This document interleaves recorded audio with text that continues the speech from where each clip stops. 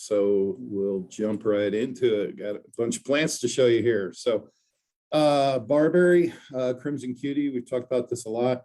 Been a lot of new chatter lately over the last couple of weeks, especially kind of on the homeowner type channels. There seems to be a renewed push to make barberry invasive in states that it's already not invasive. So thought we'd throw this back out again.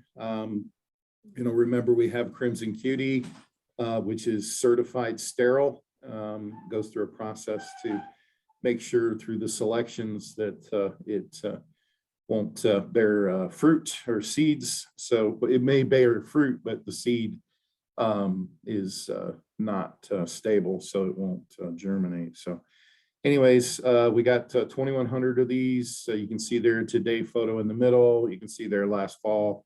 That's what they look like. We haven't trimmed them since. But we got 2,100 of them still left available. So just keep pushing that. That's really why we're really limiting our numbers on the other varieties, the old standards, because this just keeps snowballing through state by state by state. And I think eventually we're going to get to a point where most states are going to ban like the older varieties like Nana and things like that. But for right now, there's still states that we can ship those in, but keep pushing the Crimson Cutie. I think that's the way it's going to go. Buxus Green Gem. So we have 2,500 of these coming in. We were able to make a deal with help from Ron through Premier. They're in the virtual bucket right now. We're not expecting them to land until sometime there in April, but they're there for visibility now, so you can talk about them. That's roughly the size they're going to come in right there. We've been sold out of them for quite a while. They seem to be pretty short on the market, so I was pretty happy to be able to bring these in. And we're able to, at our lowest catalog, do very well for our margin too. So that worked out pretty good too. So 2,500 wasn't expecting this. It just kind of came through and all came together over the last week or two, and just wanted to share that with you. So go ahead and start talking about it. And you guys are going to have to get together. I'm sure 2,500 is not enough. So you guys can talk about how you want to split them up, or do you want to allocate them? I'm not expecting to get any more than that, and our crop won't be ready till what, Cheryl? At least July. July, probably into June, 1st of July. So Yeah, right around there. so there you go. Buxus Green Mountain. So we've showed you this one before. We're very short on the larger size, but you can see here the guys have done a lot of trimming to keep driving that plant up, also to help keep light towards the bottom, to keep the bottoms full. So that's pretty important. But they're a nice solid 24. That's as close as we're going to get for any of those bigger sizes. I know the sky's the limit if you can get them to 32-inch or even 36, but we've sold through those, and it takes a long time to get those to finish. But got a nice crop of threes. I would call them large threes. So hopefully that helps out. Buxus Independence. So we want to keep pushing the New Gen series for their blight resistance. You can see here that we got some really good sizing on our 2s and our 3s. The 2 gallons a great value. The 3 is bigger, but you got a really nice 2 gallon there. So good size. It's not a cheater too. So that's worth talking about for somebody that's a little more price conscious there. We still have a few 3s, but not a huge amount. 750. For the most part, next boxwood crops don't really start coming online until sometime there in June. So the numbers that we have on right now on boxwood are pretty much going to be it for the current through mid-May selling season there. So Grow bags. So we just wanted to kind of show you. So these are the grow bags. Wanted to talk about the process. So it's a flexible fabric bag that we actually put in the ground in the field, and we have the plant planted in that. It grows that way for 2, maybe 3 years. And then we chunk it out of the ground and we put it in a hard pot. We leave that bag on, okay, to keep it stable, to keep it so it can ship well. There is a tag, a red tag that you can see there, and the tag says, you know, you must cut that bag off when you go to plant it. That bag is not biodegradable. So if they plant it with that bag on, that plant's not going to do real well. So just right when they get ready to plant, I cut the bag off, take the bag off, plant it in the ground, they're off and running. Some of the junipers are really difficult to grow in containers like Skyrocket, but they do so much better in the ground. It's a cooler root system, and even pot and pot doesn't work real well because the roots tend to want to wrap when they come up against the plastic pot. So this fiber bag, the roots, little hair roots kind of grow through it, and it helps it create a more fibrous root system. If you have a Skyrocket that's grown all the time in a container, it will be floppy its whole life because it's going to develop this root wrap syndrome. So that's why we really like to grow these Skyrockets this way. So there are a few 42s left, okay, but we're sold out on the 48s, but we just want to show you they're ready. You know, we can start putting them on loads. We also had some hemlocks. They're sold out, but they're out of the ground and in their bags, so they're ready to go on trucks. Cheryl, they are sitting in the current bucket. Yes, absolutely. So we move, when we get them out of the ground, we move them into the current bucket, so they are ready to go. So you can start putting those on loads. All right, Hydrangea Limelight Prime. So we keep talking about this one. You know, Limelight, it's straight Limelight is a little short out there right now, but Limelight Prime is a great way to go, and it gives you that extra benefit of late in the season. You're going to get that pink color, like you can see in the background on the right photo. But it will come out lime green, a little bit of white. It will stay that way for quite a while. Then you'll get fades of pink into it. So it's very unique, and that's nice to have a little bit of color towards the very end of the bloom. Usually they'll be, you know, Limelight will be lime green, and then it will start to, you know, obviously the flower gets to a point where it's going to start to dry down, and then it turns brown. This one here, as it fades, it's going to keep that pink color for a very long time, even as the flower starts to dry. So that's kind of a nice feature there. So the homeowner isn't just looking at a browned out flower in late fall. All right, Green Magic. We got some availability there. Do we have denses also available? Yes. So we have both available. You know, you can see here, we got we're out there, we're getting the houses off, we're getting them out and about. We've been watering them all winter. They're looking really good. You know, the key is that you got to continue to water them. Laborers use a lot of water. Mansevia holly, they use a lot of water. You know, the evergreen type hollies, they really don't stop growing. I mean, they're not putting new growth on, but they use water and they stay active all year. So it's very important this time of year to keep them hydrated, not just set them and forget them for a couple of weeks. So people who are bringing these in, they need to, you know, make sure they're watching the water, keeping them moist. We're watering them out there right now. Our irrigation systems are up, so we're watering them and getting them watered through the pulling process as well. So, but we got 750, great size. You can see they're full to the bottom. Great looking plants. Pinus pumelo. So we normally grow Mugo NC. We've talked about this. We're very short. NCs right now, but we were able to run some Pumelos through. You can see here, they're very similar to NC. Pumelo, gets a little it's not perfectly flat across the top, but it's still a low mound. It's still going to, at the end of the day, still have roughly the same shape, the same finish size, the same everything. I do like Pumelo because it definitely is a little more adaptive to soil types. It can take a little bit rougher conditions, where Mugo pine, sometimes you got to be careful with the type of soil that's going in, where Pumelo seems to be a little bit tougher.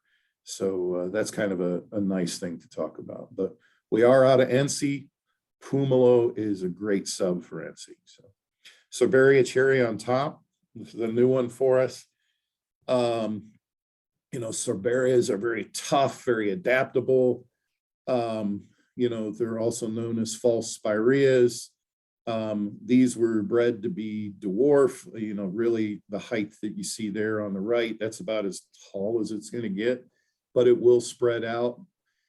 It is a stonoliferous plant, which means it'll run along the ground and come up, but they've done a really good job with this series to watch that in the breeding. So this one isn't going to run up into other plants. So they've taken care of that issue too. And you can see there on the left, when it's blooming, it's got just a fantastic red to it. And then as it dries, it still has that red color, more like a burnt red. And that flower lasts a very, very, very, very, very long time. So it hangs out there on top all through the fall. So you can enjoy that. And then you can see the photo of what it looks like right now in the center. So, all right, Spirea Gold Mounds. This is the old standby. We got a real nice crop out there. We got about 2,300 available, 3 gallons.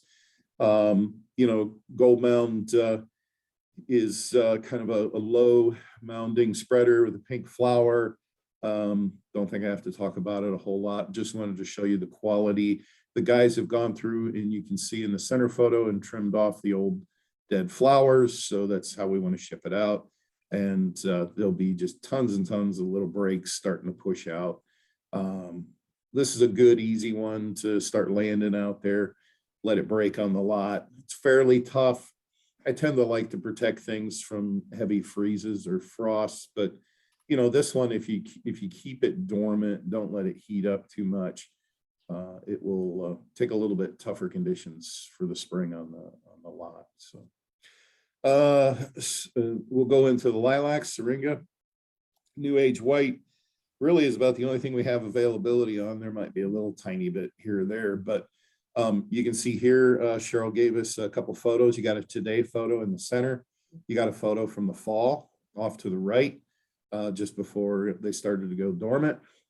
We got, lots of breaks, and you can see in there those bigger buds towards the top, those swell buds, those are all flower buds. So New Age is really, really good for blooming.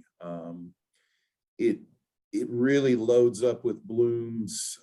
Sometimes on the other varieties, we used to have to trick them a lot. We used to have to do a lot of extra to get, that's kind of why we got away from the French hybrids, like the Muscovies and all that kind of stuff, because they could be troublesome to set blooms, especially if you tried to grow it a little bit bigger in the container. It would tend to resist setting blooms. And if you see them in the landscape after they get about 10 years old or so, they really don't bloom real well. It takes a lot of work to rejuvenate them, to get them back to blooming again. The cool thing about the New Age is they're a little more compact, they're better breakers, and they definitely set heavy flower buds on them. And they got a nice, they got a real nice fragrance to them too. So they are definitely a fragrant lilac, just as fragrant as the French hybrids. So, all right, Taxus Densey. So, Hey, Dave. Yeah. Before you go on from that, we used to not be able to ship those till the 3rd week of April, and now we can. So is that kind of the reasoning? And is it the cross between that hyacinth flora? Is that what helps Well, with all some- that, or should we not be shipping them yet? Well, it's with the changes that we've made in the process that we're doing, I can see way better how the plant is swelling up, how it's going to break. In the past, it was hard to tell it. It was hard to tell how the bloom was going to be. I was a little nervous about people giving it aftercare, but yeah, you're right. With the changes that we made in the varieties, they're a lot more bulletproof.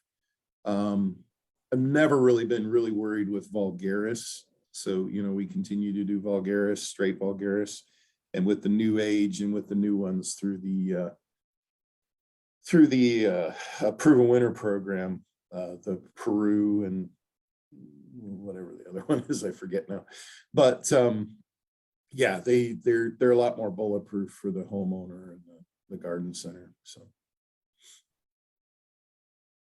I would suggest waiting, honestly. But I do know that, you know, we heard from some of you, you have some places you only go to once or maybe twice, so it's important to get there. So that's why we kind of left it open. So, but I don't see any reason to have a lilac on the lot until you get to the end of. Yeah, I thought you April. didn't want water on the buds, so if they couldn't put it under plastic, they shouldn't take it early. And would you still say that's true? I would say that's true, but the Okay, new varieties, thank you. yeah, the new varieties definitely do better with that. So, and we also got out there real early and got our Pseudomonas treatments on. So I feel pretty good about that this year too. So, but yeah, I'm not going to make the rule. I mean, you know, we heard last year we had some people that got upset because they couldn't get them, which is okay. So it makes it a little easier for me to kind of change that up and not be too concerned with the new varieties. So. All right, Taxus densiformis. So we just wanted to show you, you know, we still got some nice landscape grade stuff out there. I know some of the landscapers are starting to wake up. You know, these have always been grown in containers. We also have protocol for black vine weevil, where we treat the mix, which keeps black vine weevil from getting established in there. So that's a big selling point. I know there's now other growers that also do that as well, but there's a lot of people out there that don't. So that's always a selling point to talk about, to help them have a healthier plant. And then you can see there the sizes that we're growing, you know, coming out of winter, we got really good color. That's all from our fertility programs and how well the growers do with those. So doing real good there. All right, so we'll go to the last slide here. So just want to talk a little bit about spotted lanternfly. So this is just kind of a snapshot that came out of extension. You can find this through the extension website. You know, just OSU extension, put in spotted lanternfly, boom, it'll take you right there. They have a whole page. You can go through Ohio Department of Agriculture, the ODA, do ODA, spotted lanternfly, boom, it'll take there. You can go to USDA, spotted lanternfly, it'll take you to one. So there's a lot of information out there. This is definitely something that is on people's mind more like Ohio East. Going towards the west, it might not be on their radar that much. But we did have a third infected site in Ohio. It wasn't very far from us. It was over in Amherst where they found them. So they are here. So they are in the area. So Ohio Department of Ag destroyed that site. They only found one plant that was with it. The egg masses can travel on anything. They can travel on packing material. USDA has a real concern with the rail lines because they'll lay their eggs on rail cars or whatever, and they can spread through the rail lines. So they can be a bit indiscriminate where they do lay their eggs sometimes. Mostly they lay them on host plants. They're very, very easy to kill. There are a lot of chemicals out there to kill them. There's a lot of stuff that can kill them, but it's an exotic pest. It's new. And if people don't know what they're looking for, by the time they realize they have them, it can devastate a tree. Their main food sources are plants that we don't typically grow, but they're alternate food sources we do grow. So mainly what they're after. So their tree of choice is going to be tree of heaven or mulberry. They also are very attracted to wild cherry and also black walnut. So those would be, as far as I see, those are the top hitters. They will go after other plants, but those are the indicator plants. Those are the plants you go looking at first. They're always going to be the first plants if they're in the area that they're going to attack. So I just want to get this info out. You can flip this info out there. You know, I'm sure you're going to get phone calls as we go along through the spring. Right now, the only thing that's out there are the eggs. So they're egg masses. So they'd be on the sides of trees. You're not going to see the colorful little crawlers or moths until we get into summer, late summer. So, but right now it's more about egg masses. We've done a lot of training with our people to be looking for egg masses, to keep their eyes peeled for egg masses, especially on incoming material. So we're doing that quite a bit. I did apply for a permit through ODA, and they issued us a compliance permit. So the compliance permit states that we are doing everything for scouting. We have trained people. It also helps that we have our SANC protocols in place. So we are putting that on our website right now. Should be in by the end of the week with the other compliance paperwork. It's not legally required that we have it, but we did get it. We did apply for it, and we did receive it. So if somebody has a major concern, you can always flip that out there to let them know that we have been inspected and certified for spotted lanternfly.